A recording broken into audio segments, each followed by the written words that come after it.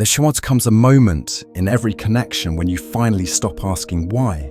Not because you've found the answer, but because you've outgrown the question.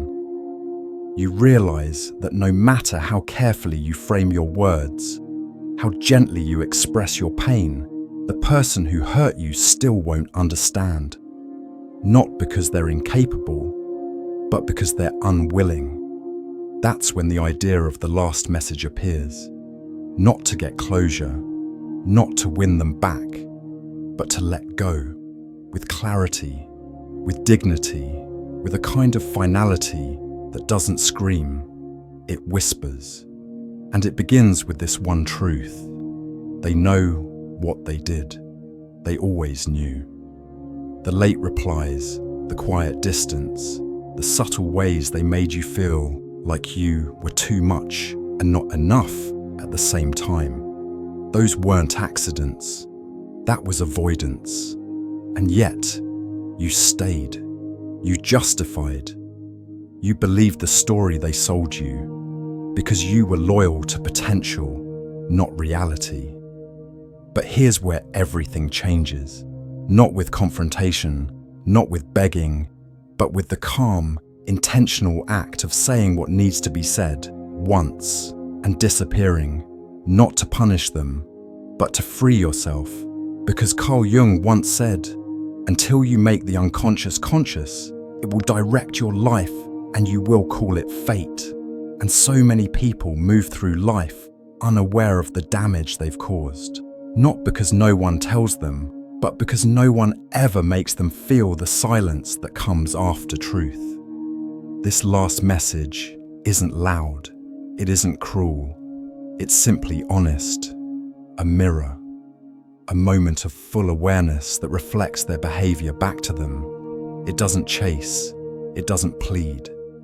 It says, I saw you, I gave you grace, and now I give myself peace. Then, nothing, no reply, no explanation. You vanish, not with bitterness, but with quiet strength. Because a person doesn't feel regret in the moment you beg them to care. Regret is born in silence, in absence, in the space where your energy used to fill the room.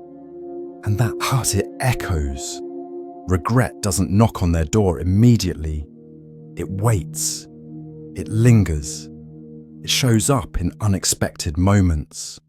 When their phone buzzes and it's not your name. When they scroll through old photos. When a place you once went together feels a little emptier.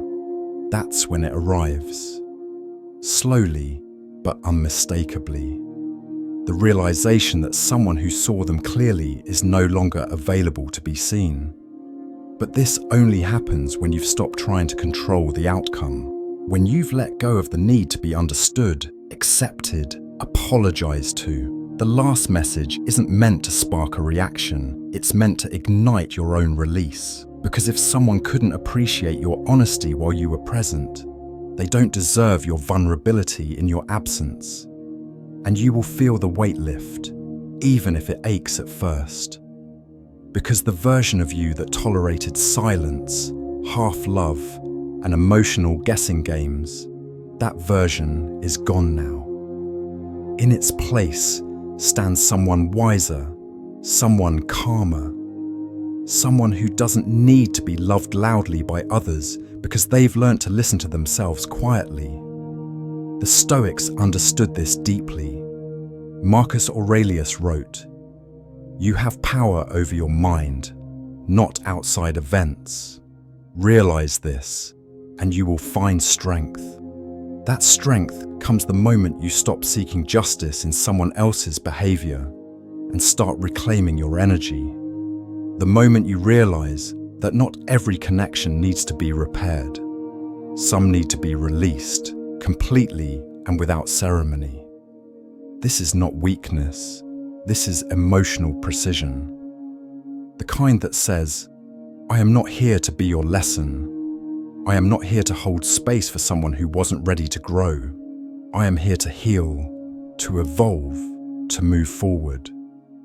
The last message is simple, not poetic, not theatrical. It speaks directly, calmly, and once it's sent, the chapter closes, not because they ended it, but because you did, with awareness, with intention, with the quiet confidence that comes from knowing you no longer need them to see your value, because you've already remembered it yourself. And when you send it, when your words land like a gentle truth wrapped in finality, you'll feel something shift, not in them, in you. The attachment loosens. The grip you had on a version of the past softens. You're no longer trying to resurrect something that was already dead in spirit. You're not clinging to potential. You're standing in reality. That's when the real healing begins. Because disappearing isn't about playing games. It's about reclaiming silence as a sacred boundary. It's the refusal to participate in cycles that exhaust your spirit. It's understanding that closure doesn't come from them. It comes from your decision to stop opening a door they keep slamming. You'll find yourself breathing deeper, thinking clearer, and slowly you'll realize how much time and energy you poured into trying to be enough for someone who didn't even know how to be present for themselves. That was never your fault. But it is now your responsibility to no longer stay in places where love is conditional, conversations are one-sided, and affection is withheld as a power move. Jung spoke often about the shadow, the parts of ourselves we deny, repress, avoid, and sometimes the people we're drawn to are reflections of our own unhealed parts. We chase them, not because they're good for us, but because we unconsciously want to fix what we couldn't in ourselves. But growth is when you see the pattern and still choose differently. When you don't chase the unavailable, when you don't try to heal through someone else's behavior, you simply say what needs to be said and walk away. And you will walk away stronger. Not because it didn't hurt, but because you've chosen clarity over chaos, truth over fantasy, self-respect over temporary connection. It's not easy. There will be days when silence feels loud, when you question whether you should have said more, waited longer, tried harder. But remember this, the person who doesn't see your value when you're giving your best will never deserve your presence once you've found your peace. Let your last message carry your truth. Let your absence carry your power. And then let go, not for them, but for the version of you that finally understands. Peace is the loudest closure you'll ever send. There comes a stillness after letting go. Not empty, not hollow, just still. A silence that no longer aches, but affirms. You've said what needed to be said. You've given honesty one last time, not to fix the past, but to set yourself free from it. And in doing so, you've done what many never have the courage to do, to leave with grace, not resentment, with clarity, not chaos, with truth, not noise.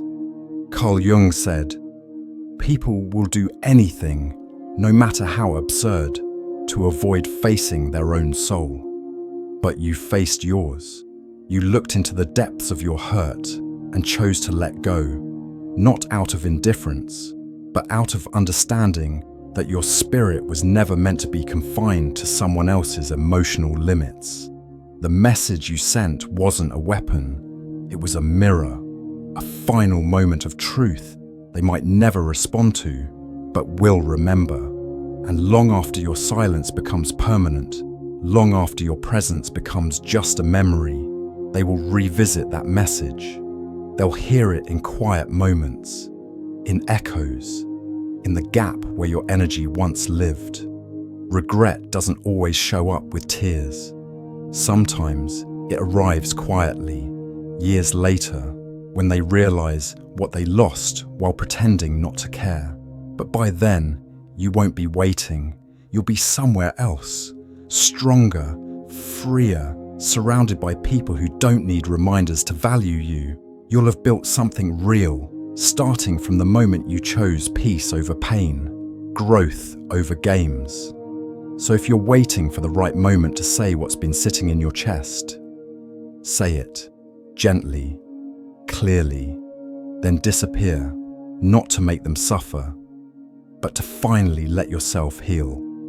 Because sometimes the most powerful thing you'll ever say is the message that ends everything, the one that unlocks regret, not through cruelty, but through clarity. And then you walk away, not with a need to be missed, but with the quiet knowing. You never needed them to see your worth. You just needed to remember it yourself.